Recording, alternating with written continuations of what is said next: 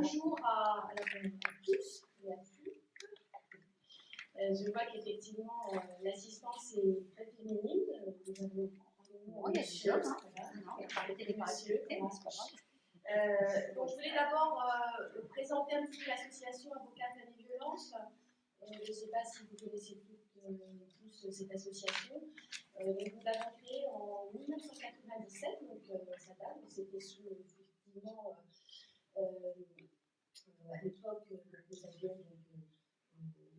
Battier qui était bâtonnier, ensuite on avait la garderie, et c'est vrai que c'était sur l'idée du vice-procureur de la République, Bernard Requin, qui avait eu l'idée de se fédérer, de faire une réunion. Je me souviens très bien, on nous avait réunis, je crois, à la première chambre du tribunal des grandes instances de Paris, et donc quelques avocats, une petite poignée d'avocats avaient répondu présents. Avait demandé effectivement que les avocats sensibilisés aux violences faites à l'encontre des femmes puissent se réunir. Alors, on avait une grande assemblée. Après, Mme Bernard Requin avait dit que ce serait bien que vous puissiez fonder une association, puisque l'intérêt effectivement de cette association d'avocats, c'est que, puisque souvent en matière de violence, alors quand je parle de violence, là, typiquement nous allons parler de violence conjugale, mais l'association traite évidemment de toute violence faite à l'encontre des femmes. Quand j'entends violence, sur les violences physiques, psychologiques, sexuelles et le harcèlement en tout lieu. Donc on a fondé cette association à l'époque avec la présidente était mon associée Colette Schnell, qui était une féministe engagée, une première femme avocate d'ailleurs. Et puis, elle avait fondé cette association à côté de Sonia Cohen-Lang, également, qui faisait beaucoup de médiation à l'époque. Et puis après, au fil du temps, le bureau d'association a changé. Je suis devenue présidente, je ne sais plus en quelle année. Puis depuis, c'est une petite association, c'est vrai, parce que c'est beaucoup de pro bono, beaucoup de bénévolat. L'intérêt, c'est de se réunir pour pouvoir traiter ces dossiers qui sont lourds, puisqu'il faut une écoute particulière. Il y a souvent, effectivement, des femmes qui reviennent sur leurs décisions. Donc, on a traité le dossier, souvent au titre évidemment de l'aide juridictionnelle. Donc, l'intérêt de l'association, c'est de se partager entre nous ces dossiers de façon pro bono. Nous avons également mis en place des formations pour nos adhérents. Nous essayons de tenir au moins un colloque, enfin 2 par an, et puis évidemment des réunions internes pour pouvoir mettre à jour effectivement de nouvelles dispositions. Nous avons un site internet, donc nous avons une affiche maintenant grâce au bureau des associations qui nous a complété l'affiche, mais évidemment c'est l'association qui a payé les frais de fabrication.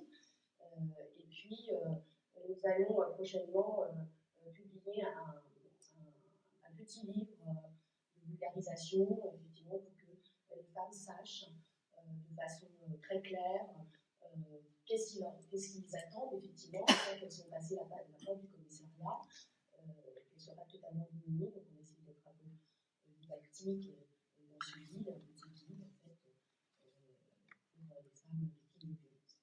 Alors, aujourd'hui, le sujet qui nous préoccupe, c'est plutôt, on a essayé parce que c'est vrai qu'on parle beaucoup de violence conjugale, et souvent on oublie un petit peu les nouvelles dispositions, il y a des mesures phares qui, effectivement, ont frappé l'esprit du public, mais certaines, effectivement, mesures qui sont venues agrémenter et faciliter, effectivement, l'éloignement du conjoint, partenaire ou concubin du domicile conjugal, voire d'autres mesures que nous allons aborder.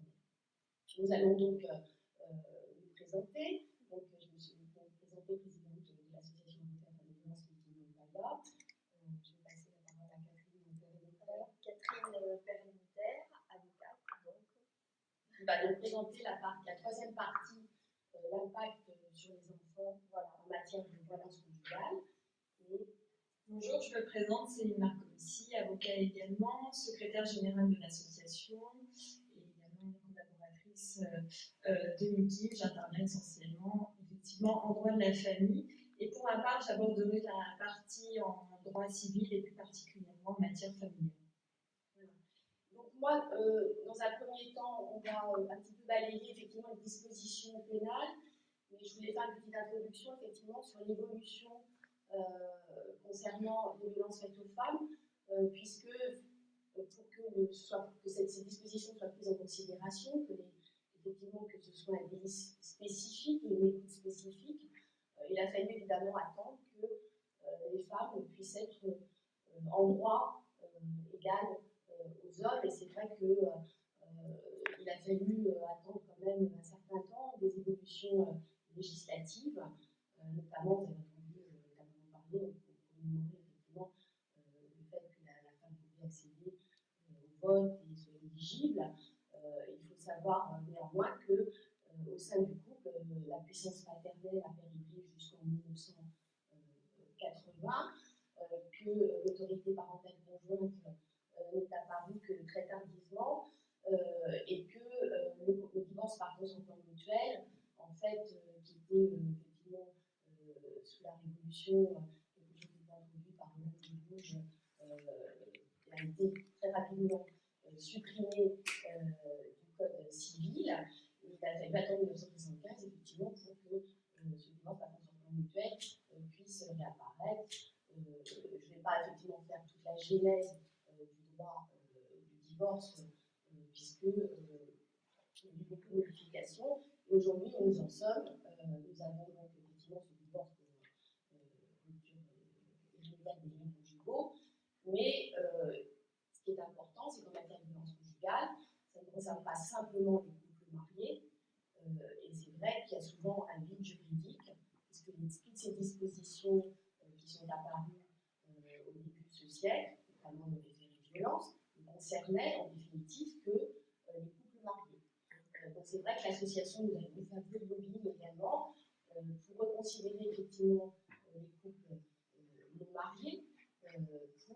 Et jusqu'à présent d'ailleurs, il y a encore, à mon sens, un vide juridique. On y reviendra notamment sur l'ordonnance de protection, certes, qui a été introduit en 2010 et qui est très important, mais qui est une mesure provisoire, même si la durée a été allongée. Il n'en demeure pas moins que pour l'éloignement, l'éviction, je ne vais pas trop ce terme, du domicile conjugal, pour un couple non marié, sans enfants, puisque le juge d'affaires familiales a gardé effectivement des enfants. S'il n'y a pas d'enfants, vous êtes marié, vous subissez des violences, vous n'avez comme une seule solution, c'est effectivement la plainte pénale. Sinon, au civil, il est très difficile d'obtenir du juge. Nous avons tenté auprès du juge d'instance pour trouble du voisinage, d'obtenir effectivement l'expulsion en matière négative éventuellement. Mais là, il est certain qu'il y a un vide juridique s'il n'y a pas un plan pénal concernant ces violences conjugales et l'éviction du conjoint violent. Donc, en matière pénale, en droit pénal, je vais balayer rapidement parce que je ne suis pas forcément une pénaliste. On est pénaliste effectivement quand on s'occupe plutôt du côté victime des femmes victimes de violences. Mais il n'en demeure pas moins qu'en droit pénal, il y a eu des avancées en matière de répression de la violence conjugale et puis des avancées en matière de protection de la plaignante, de la plainte au procès. Donc quand je parle effectivement de la plaignante, il y a aussi des hommes qui sont victimes de violences, ça représente un petit pourcentage, mais bon, si vous permettez, je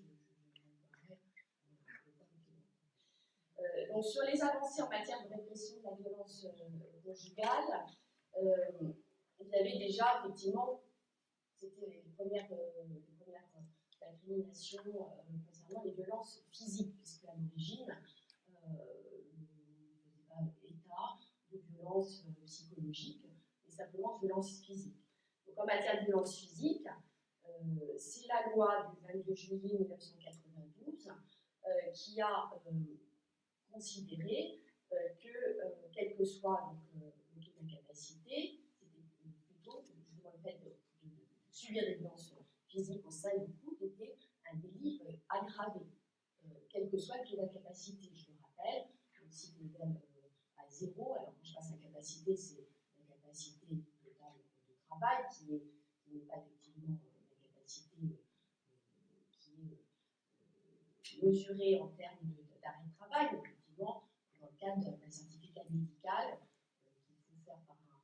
médecin assermenté, et à Paris, en tout cas, de toute façon, c'est les urgences médico-judiciaires qui établissent ce certificat. Et puis, depuis 2006, cette circonstance aggravante a été étendue d'abord aux ex-maris et concubins, parce qu'à l'époque, on parlait que de mari et concubins. Et puis également, ça a été étendu en matière de, pas simplement de violence physique, c'est assez circonstance aggravante, en matière de meurtre, viol et agression sexuelle au sein du couple. Les violences psychologiques, c'est vrai que là, on en a beaucoup parlé, puisqu'à l'époque, ça avait fait un petit peu tollé. Certains étaient contre le fait de définir les violences psychologiques, arguant du fait que la preuve était difficilement rapportable et que la femme pouvait éventuellement exagérer sur des faits pour obtenir l'éviction du conjoint violent. Néanmoins, on ne va pas loin que ces violences psychologiques sont d'abord ont été visées d'abord dans le Code civil, par l'article 373.2.11 du Code civil. Donc, je rappelle, c'est les pressions ou violences à caractère physique ou psychologique exercées par l'un des parents sur la personne de l'autre. Là, c'était ce que visait le Code civil à l'époque. Et la jurisprudence, vous pouvez s'y référer, s'y accrocher, effectivement, pour plaider des violences psychologiques. Donc il y a eu la loi du 9 juillet 2010 qui est venue définir précisément qu'est-ce qu'étaient les violences psychologiques au sein du couple. Et donc une infraction particulière a été introduite dans le Code pénal, c'est l'article 222.14.3 du Code pénal, qui définit les violences psychologiques de la façon suivante. Ce sont des agissements répétés ayant pour conséquence une dégradation des conditions de vie qui se manifestent par une altération des facultés physiques et mentales. Donc, ces violences psychologiques, comme vous sont répétées, donc effectivement, il faut apporter la preuve. Donc, la preuve pour que ça, effectivement, une altération des facultés physiques ou mentales, il est bien évident qu'il faut des attestations et à tout le moins un certificat médical. Et puis là, on peut en apporter la preuve par tout moyen, des enregistrements, des attestations. Par ailleurs, ce sont des violences psychologiques qui ont été réprimées, quelle que soit leur nature, et notamment au sein du couple. Puisque a été introduit également par la loi de 2010 un délit particulier, puisque la violence psychologique, ça concerne effectivement pas spécifiquement le problème des violences conjugales, mais nous avons au sein du couple le harcèlement moral au sein du couple, qui est un délit particulier, qui a été introduit également par la loi de 2010, et qui, en fait, est défini, donc qui concerne effectivement le harcèlement moral de la part d'un conjoint ou ancien conjoint, ou ancien concubin, ou ancien pacsé, et qui est une victime, de propos ou comportements répétés. C'est pour ça que je vous ai défini la violence psychologique, parce qu'il y a quand même une similitude, effectivement, entre ces deux délits, ayant pour objet ou pour effet une dégradation de ses conditions de vie, se traduisant par une altération de sa santé physique ou mentale. Donc c'est un délit réprimé par l'article 222.33.2.1 du Code pénal. Ça a été renforcé, ce délit a été renforcé par la loi du 4 août 2014, puisqu'elle a renforcé la protection contre l'harcèlement moral et sexuel au sein du couple et au travail. Et a été introduit effectivement également un délit particulier qui existait déjà, qui était le harcèlement téléphonique, et qui a été étendu, puisque voilà, il faut prendre en compte l'évolution de nos moyens de communication, le harcèlement par voie de messagerie privée sur les réseaux sociaux, et le pluriel, particulièrement par pluriel, qui est l'article 222-16 du Code pénal, donc du particulier, et qui a généralisé la loi du 4 août 2014, effectivement, ce délit de harcèlement à toute personne, que ce soit au travail, au sein du couple, dans toute condition de vie de la personne. Après, on passerait la parole quand j'aurai terminé, si vous avez des questions. Nous avons également un crime qui a été réprimé, donc le viol entre époux. Alors, sur le viol, je ne sais pas si vous connaissez la genèse de ce délit. Le délit, en 1980, il n'est pas codifié, il n'existait pas dans le code pénal.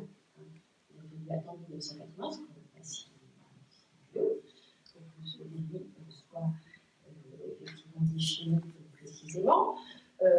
Et il a fallu attendre 1992, un arrêt de la Cour de cassation, pour que le viol entre époux soit réprimé par les tribunaux. Et il a fallu attendre le 4 avril 2016 pour que le viol entre époux soit sanctionné pénalement. Donc ça, c'est important, c'est vraiment une avancée importante. Et la loi du 9 juillet 2010 a été encore plus loin, puisqu'elle a supprimé la présomption de consentement à la relation sexuelle.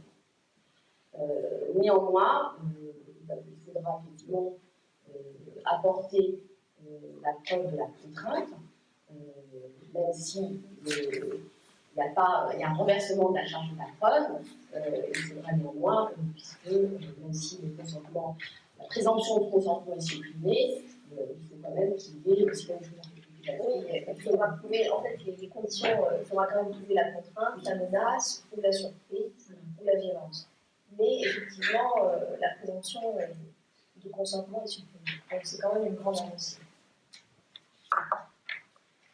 Ensuite, vous avez l'interruption forcée de grossesse. Alors, forcée, hein. Parce qu'effectivement, dans la genèse des droits des femmes, 1974, c'est néanmoins l'interruption forcée de grossesse est quand même un délit qui souvent, en fait, nous, on a souvent affaire à une montée de la violence au sein du couple dès qu'il y a grossesse et après une naissance.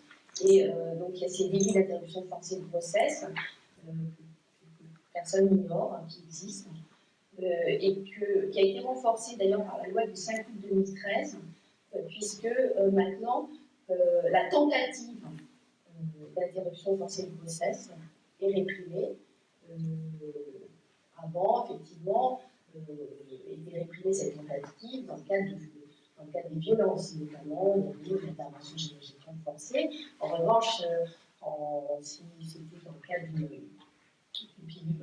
pilule abortive, il n'y avait pas, proprement dit, de violence physique et il n'y avait pas de moyen de réprimer ce délit. Donc la loi du 5 août 2008 a mis un terme à ce vide juridique en imposant la tentative d'interruption forcée de grossesse. Même si ça paraît atypique, je le répète, effectivement, nous avons souvent 60% des cas de violence au sein du couple qui commencent dès que la femme est enceinte et souvent et qui amène souvent d'ailleurs malheureusement à des coups répétés jusqu'à des homicides. Rappelons que 600 000 femmes sont victimes de violences physiques, psychologiques, sexuelles, et que je crois, le chiffre en 2012, parce que je n'ai pas les dernières statistiques, quand on était à 184 000 femmes qui sont mortes sous le coup de leur conjoint. Les homicides ont lieu 9 fois sur 10 d'homicides, donc on va se faire priver. Sur le mariage forcé également, donc, La loi du 4 avril 2006 a aligné l'âge légal du mariage des femmes et des hommes, et a renforcé effectivement l'idée de mariage forcé. Et puis ensuite, après là-dessus, je passerai très vite, puisque est aligné également le fait de ne pas respecter les mesures qui sont ordonnées par l'ordonnance de protection. Ces mesures, donc Selena Bonucci vous les exposera tout à l'heure. Alors ensuite, sur les avancées en matière pénale de l'atteinte au procès, alors on a intitulé ainsi, c'est-à-dire, évidemment, comme je vous le rappelais, souvent, quand nous recevons au cabinet les femmes victimes de violences, elles n'ont pas forcément encore porté plainte, elles sont en panique et souvent on ne va pas porter plainte parce que vous connaissez, c'est quand même souvent de perdre leur enfant. Elles ne savent pas ce qui va devenir de leurs conditions, elles ont peur qu'effectivement les violences s'accentuent après cette plainte. Et souvent, d'ailleurs, c'est malgré les avancées, peut-être à Paris plus qu'en province, même si au sein des commissariats, dans chaque arrondissement, il faut savoir qu'il y a un référent violence qui est formé à l'écoute, Madame désir peut-être donc de violence au sein du couple, en tout cas à Paris, donc on peut porter plainte dans tout commissariat, dans tout lieu et à toute heure de la nuit. Il n'en demeure pas moins que quelquefois la plainte n'est pas prise en considération et nous demandons plutôt à la dame de déposer une main courante. Et donc c'est vrai que la main courante, vous savez, c'est une valeur juridique et bien souvent ne donnera pas lieu à une visite de la brigade judiciaire au domicile conjugal. Donc il vaut mieux porter plainte, même si existe également cette main courante. Donc depuis donc, 2010, il y a eu des avancées notamment sur la domiciliation de la victime dans le cadre de ce dépôt de plainte. Également, on en parlera dans le cadre effectivement des mesures civiles quand on dépose une requête, une ordonnance, etc., où on peut se faire domicilier auprès des services de police sur autorisation du procureur ou du juge d'instruction, déjà parce que si la dame a quitté le domicile de ne pas, effectivement, dans la crainte d'être retrouvée, veut effectivement garder l'anonymat sur sa nouvelle adresse. Il y a la procédure d'alerte, effectivement, qui a été mise en place. Donc le procureur signale aux enquêteurs des situations de violence intrafamiliale pour qu'une patrouille arrive immédiatement. Donc c'est important parce que je parlais des mains courantes. J'espère et j'ose espérer que si une femme vient régulièrement déposer une main courante, justement qu'il y a un signalement, c'est ce qui doit se faire, un signalement et qu'il y ait une attention particulière du cas de cette personne pour qu'une patrouille de police puisse intervenir immédiatement, donc soit une mise à l'abri sur le champ. Si la victime, justement, refuse de porter plainte, parce que quelquefois, c'est le commissariat, effectivement, qui ne pousse pas la victime à déposer cette plainte, mais quelquefois, si je l'explique, c'est la femme qui ne veut pas porter plainte. Même si les judiciaires arrivent et que cette personne est dans un état physique catastrophique, elle ne souhaite pas porter plainte. Donc il y a une disposition, donc s'il y a un refus de porter plainte, la police judiciaire doit faire une nouvelle prise de contact pour lui rappeler ses droits dans les 48 heures. Donc en attendant le procès, effectivement, il y a donc effectivement la mise en place en 9 juillet 2010 du téléphone d'alerte, vous avez certainement entendu parler, qui est un dispositif femmes en très grand danger, c'est la loi de 2010 qui a introduit ce téléphone dans le cadre d'abord expérimental, je pense que Bovigny, et puis Covid. Et puis après, ça a été étendu à d'autres départements. Donc on attribue effectivement ce téléphone en danger. Vous avez donc un bouton, vous êtes lié à des intervenants qui ensuite vont devenir des officiers judiciaires pour que l'intervention dans les 10 minutes. Il est attribué pour 6 mois renouvelables, et depuis la loi du 4 août 2014, ça a été généralisé à l'ensemble du territoire national. Et il y a effectivement l'éloignement du domicile conjugal ou les apports du domicile conjugal, c'est très important, car comme je le rappelais, toutes ces dispositions d'éloignement, de mise en sécurité, puisque ce qui est important effectivement dans le couple, les relations intrafamiliales, c'est quand même le domicile. Il est important que le domicile soit sécurisé, que la personne qui porte plainte dans le cas de violence puisse avoir confiance à ce que, effectivement, ensuite, elle soit, dans l'attente effectivement du procès, son compagnon, mari, concubin, puisse être éloigné du domicile conjugal. Ce n'est pas toujours évident. Il faut souvent insister auprès des officiers judiciaires, voire intervenir auprès du procureur de permanence, pour qu'il y ait un rappel au commissariat. À Paris, donc peut-être que ça fonctionne mieux, mais c'est vrai qu'en province, voilà, quand on a quelques exemples de la gendarmerie du village, où effectivement la personne est connue, disponible, consentante, la chasse consentante, etc. C'est un peu plus compliqué. Néanmoins, c'est l'article 138, 17e du Code de procédure pénale, qui rappelle effectivement cet éloignement et les dispositions nécessaires à l'éloignement du domicile, aux abords du domicile. Alors, je ne vais peut-être pas vous lire tout l'article, je vais référer, mais ça dit donc en cas d'infraction commise soit contre son conjoint, son concubin ou son partenaire lié par un pacte civil de solidarité, soit contre ses enfants ou son conjoint, concubin ou partenaire, qui réside hors du domicile de la résidence du couple, parce que ça vise également le couple formé, mais également, même si c'est ex, même s'il ne réside plus au domicile. Donc on leur donne de s'abstenir de paraître dans ce domicile, cette résidence, aux abords du média. Donc, je ne sais pas, on en parlera ensuite dans le cadre d'échanges, si vous le souhaitez.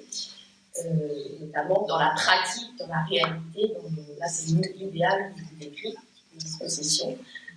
Après, il se passe effectivement, quelquefois ça se passe bien, effectivement, il y a vraiment une prise en charge et un éloignement, dans d'autres cas, pas forcément. La médiation pénale, c'est vrai que là c'était effectivement qu'on avait constitué cette association de on s'était beaucoup battu contre cette médiation pénale en matière de violence intrafamiliale, parce que on est toujours en fait, les victimes de violences conjugales sont souvent encore soumises psychologiquement envers leur conjoint. Donc, une médiation pénale, il faut que les deux personnes y agréent soient à armes égales. Donc, la loi du 9 juillet 2010 a introduit le fait qu'il faut l'accord de la victime, qui est cette médiation pénale, et la loi du 4 août 2014 a été encore plus loin, puisqu'il faut une demande expresse de la victime. Par ailleurs, s'il y a déjà eu une médiation pénale qui a échoué, il n'y a pas effectivement cette alternative d'une deuxième médiation pénale, et le procureur doit mettre en œuvre une proposition pénale pour engager les poursuites. Donc là, pour le coup, s'il y a une demande expresse de la victime, le procureur n'a pas le choix. Il y a également, je vois qu'il y a Minerai dans la salle, donc ce qui appelle les stages de responsabilisation pour la prévention et la lutte contre les violences au sein du couple, qui a été introduite par la loi du 4 août 2014, qui est donc soit à titre de peine complémentaire, soit dans le cadre d'une obligation de sursis avec mise à l'épreuve, soit une alternative aux poursuites, soit dans le cadre de contraintes pénales ou mesures de composition pénale. C'est important aussi qu'il y ait une prise en charge du conjoint violent dans le cadre d'une responsabilisation pour éviter effectivement la réitération de ces actes. Et je parlais avec le qui sortir, mais est très sensibilisé effectivement à l'expérimentation qui avait été mise en place à l'époque, pour l'accueil, la sensibilisation et le suivi psychologique. Donc vous avez beaucoup de femmes qui malheureusement ont du mal à trouver ensuite un suivi psychologique, puisque certes il y a des associations avec lesquelles notre association travaille, donc on en voit, mais il y a tellement de demandes que souvent on a du mal à obtenir des rendez-vous rapidement dans le cadre de la prise en charge en matière de suivi psychologique, voire d'hébergement d'urgence de la femme qui souhaite néanmoins quitter le domicile. Je terminerai sur le fait qu'effectivement il y a eu aussi une avancée parce qu'on était quand même souvent très démunis quand il y avait effectivement des comparutions immédiates. Nous, en tant qu'avocats de la victime, on n'était jamais, on n'était pas informés de la date d'audience. Et c'est vrai que pour les femmes victimes de violences, c'est important d'être là, parce que c'est aussi l'aboutissement de leur plainte, de pouvoir qu'effectivement on puisse évoquer et que la personne puisse être effectivement assaisonnée ou condamnée, peu importe. Mais le fait de ne pas être avisé était quand même quelque chose de très handicapant. Donc maintenant, effectivement, la victime est informée de la date d'audience par tout moyen. Alors si c'est dans le cadre, quelle que soit le mode de convocation d'ailleurs de mise en cause, que ce soit dans le cadre d'une convocation par l'officier judiciaire, PJ, soit de citation directe par les parquets, de convocation par procès verbal, mais surtout en cas de comparution immédiate, puisqu'on est visé par tout moyen, et surtout est avisé le centre de sécurité sociale de la victime pour éviter effectivement ensuite qu'il y ait un renvoi, vous savez, la mise en cause de la CPAM. Voilà. J'en ai terminé, on a balayé rapidement, c'est vrai que le temps est un peu compté, puis je laisse la parole à mes petites camarades sur les avancées en matière civile, notamment l'ordonnance de protection, et puis un grand pan qui a été développé par Catherine et Bérénice sur l'impact sur les enfants.